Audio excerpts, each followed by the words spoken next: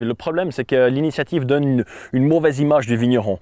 Elle a tendance à montrer un vigneron qui voudrait profiter de pouvoir s'enrichir en vendant ses terres ou en essayant de voir que le côté bénéfice, alors que finalement, le vigneron, il est là pour entretenir le paysage.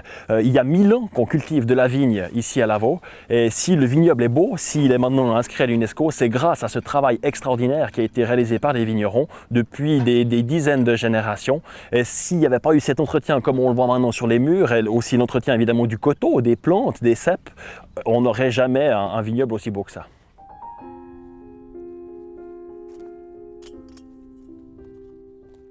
Ici, on est en train de construire une nouvelle cave, on a dû agrandir, on a pu développer, c'est vrai, ces dernières années, le domaine.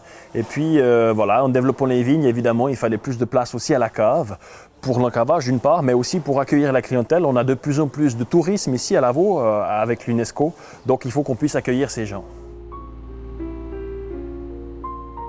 Si on ne peut plus agrandir notre cave pour se développer, ça veut dire qu'on doit délocaliser, et ça c'est le grand risque. Ça veut dire qu'après, à la place d'avoir une cave dans le village de Lavaux, on aura une cave qui sera dans une zone artisanale ou industrielle, à Puydoux ou à Forel par exemple, dans les villages voisins. Et puis ça sera des grandes halles métalliques, et on perd le côté, si vous voulez, l'âme du travail du vigneron.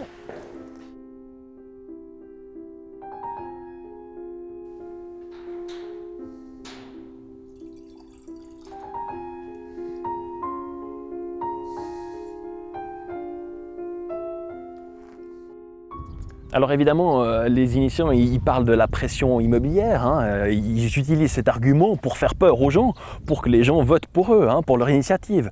Il faut bien que les gens comprennent que Lavaux est surprotégé. Il y a déjà eu 2 initiatives Sauver Lavaux.